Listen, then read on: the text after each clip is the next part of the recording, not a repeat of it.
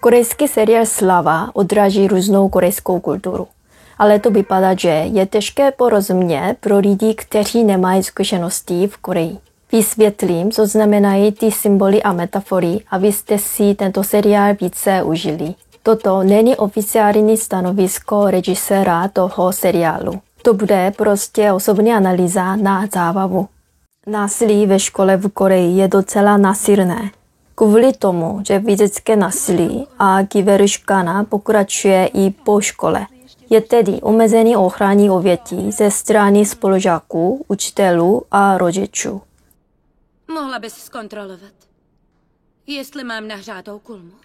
Školního násilí se žehličkou na vlasy skutečně bylo v roce 2006. Ale režisér toho seriálu oficiálně oznámil, že nebylo motivováno na skutečné události. Vypadá, že školní násilí v tomu seriálu není přehnané. Spíše se to vyjadruje slavěji než skutečnosti. V korejské společnosti je nemorální chování hodnocen jako velmi špatná vlastnost. Morálka může být považována za důležitější než talent, schopnosti nebo intelekt. Pokud je veřejností odhaleno nemorální chování celebrity, pravděpodobně by tato celebrita ztratila svou práci a nikdy se nevrátí do své kariéry. Zcela neuvěřitelné. Proč o vás vycházejí takové pomluvy? Školní násilí a vražda, co to má znamenat? Proto se Yeonjin tak hodně bojí odhalení své minulosti. No, jestli mi nevěříš, zítra s tím zajdu do televize.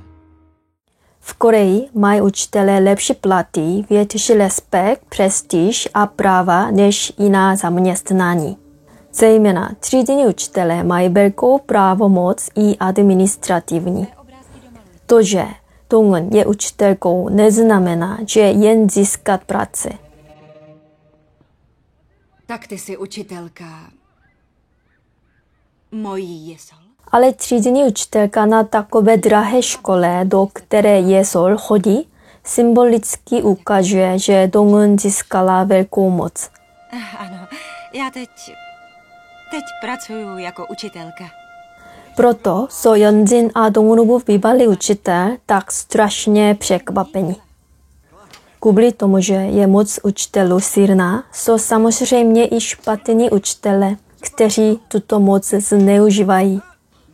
Tento muž nechá, aby svůj otec zemřel.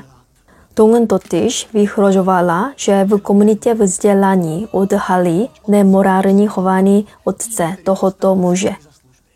Tento muž se nyní snaží získat vysoké učitelské místo. Kdyby byla nemravnost jeho otce odhalena ve světě vzdělání, on by toto vysoké místo nedostal. Cítím, že to ukazuje, jak špatný otec vychovává své děti. Jedná se o povinnou jmenovku, kterou musí žáci středních a vysokých škol nosit ve škole. Je to jako symbol identity pro studenty. Někdy si tedy studenti dokonce vyměňují své jmenovky se kamarády a s přítelkyní. Z toho důvodu, že jsou docela symbolické scény, že Dong-eun našla Yeonjinovou jmenovku a Yeonjinova matka jmenovku své dcery dala Dong-eun. Že nejhoršími pachateli je tvoje rodina. Tohle už ti dám, Yeonjin. Tam, kam to patří. Vypadá, že je tato scéna přesně jako prodej vlastní dcery. Piješ často mlíko? Asi už můžeš přestat. V českém dabingu říká jenom mléko, ale originálně on říká, aby Dong-eun přestala pít jahorové mléko. To je vtip, že pitím jahodového mléka se lidem zvětší prsa, čemuž mladí studenti občas věří. Ale ve skutečnosti je to v Koreji trochu starý modní humor. Mám tudíž pocit, že režisér použil slovo jahodové mléko, aby scénu sexuálního obtěžování studentky příliš hrozně nepopsal. Toto je tradiční korejská hra Baduk. Jeden člověk hraje s bílým kamenem, druhý člověk hraje s černým kamenem. Ten bod je domov a ta čára je cesta. Kamen nemůže přeskočit jiný kamen. Když kameny jednoho člověka obklopí kameny druhého člověka, blokují cestu. Pak jeden člověk vezme všechny kameny uvnitř. A toto místo se stane domem jednoho člověka. Nakonec vyhrává strana, kdo má více domů a kamenů druhého člověka. Nízkourovňoví hráči s černými kameny začínají jako první. Dong-eun říká, že vždy hraje s černou barvou, zatímco Do-young říká, že používá pouze bílé kameny. To naznačuje, že Dong-eunův život s potížemi je jako nízká úroveň a Do-young si o sobě myslí, že je na vysoké úrovni s bohatství. Přestože se jedná o korejskou tradici, ne všichni Korejci to umí automaticky. Baduk má složitá pravidla a vzory. Dong-eun říká, že se rychle naučila hrát baduk, to znamená, že je velmi chytrá. Snem mladé Dong-eun bylo stát se architektkou. Cítila jsem tedy, že se snaží svůj sen přes baduk. Tato hra totiž má cíl stavění domu. Tohle je moje oblíbená metafora. Po celých seriálech Dong-eun jí kimbap. Tento pokrm je vila rýže, obalená černou morskou rasou. Černé kameny přebírají dům bílých kamenů v baduku touto formu. Myslím, že tato scéna je velmi poetická, protože Dong-eun políká kimbap, které vypadá jako aby strana černé kamene vyhrál stranu bílé kamene. Tady není teprve supermarket. Prodává potraviny včetně jednoduchých pokrmů, obědových balíčků a ještě urgentní léky, domácí potřeby, různé nástroje jako lékárna, železářství a drogerie.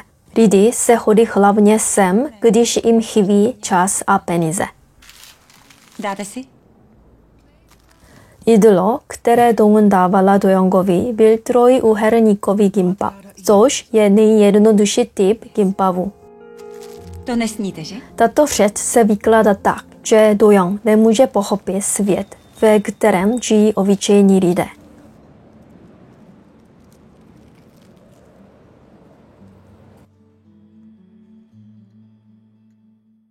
Paduch Yeonjin pořád nosí boty v domě.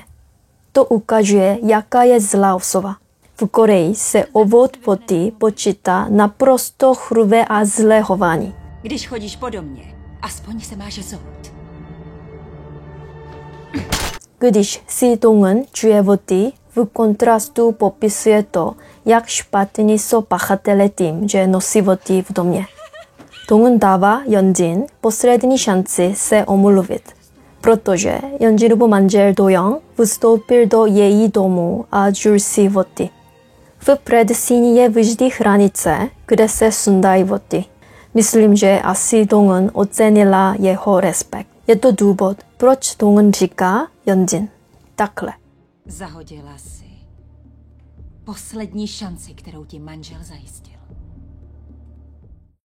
Když se podíváte na slavu s mým vysvětlením, tento seriál by byl zábavnější. V pozadí tohoto seriálu jsou různé kontexty a pojmy související s náboženstvími. O těch uvedu až příští týden. Děkuji za sledování a uvidíme se zase příští týden. Děkuji, ahoj.